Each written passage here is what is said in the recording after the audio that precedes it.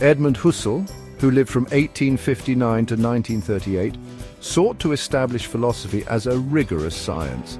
He believed that philosophy could achieve the same clarity and certainty as scientific disciplines. Husserl felt that philosophy had become lost in speculation and subjective interpretations. He aimed to ground philosophy in the direct experience of the thinking subject. This marked a significant departure from the prevailing philosophical trends of his time. Husserl's project, Phenomenology, emerged from this ambition. This method aimed to describe the structures of consciousness. It focused on the phenomena or appearances of our experience. Husserl believed that by carefully examining our experiences, we could uncover the essential structures of consciousness. This approach aimed to provide a solid foundation for knowledge and understanding.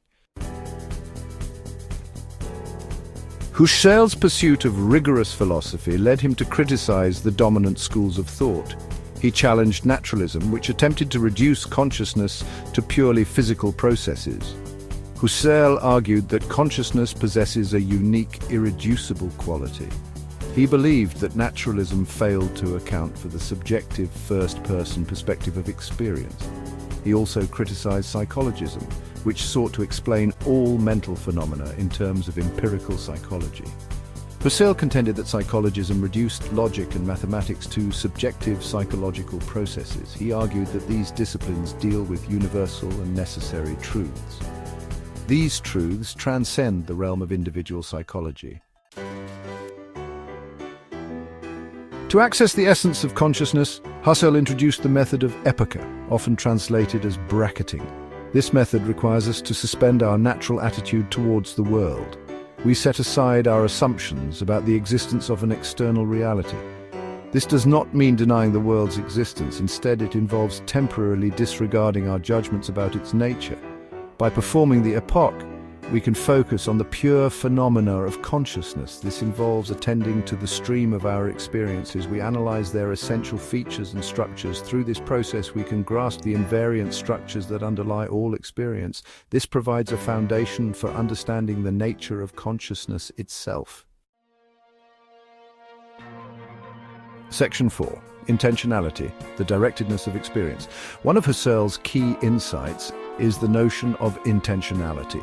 He argued that consciousness is always consciousness of something.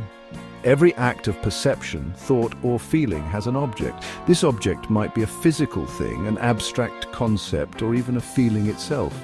This directedness towards an object is what Husserl called intentionality. Intentionality distinguishes consciousness from mere physical processes. A rock, for example, does not exhibit intentionality. It does not have experiences or direct itself towards objects. For Husserl, intentionality is the defining feature of consciousness.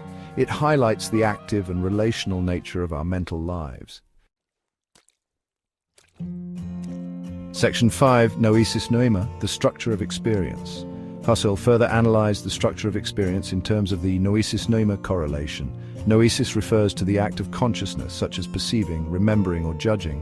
Noema refers to the object as it is given in that act. For example, when you perceive a tree, the act of perceiving is the noesis, and the tree as it appears to you is the noema. The noesis and noema are inseparable aspects of every experience.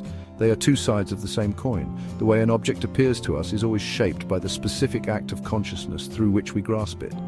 Conversely, the act of consciousness is always directed towards and shaped by its object.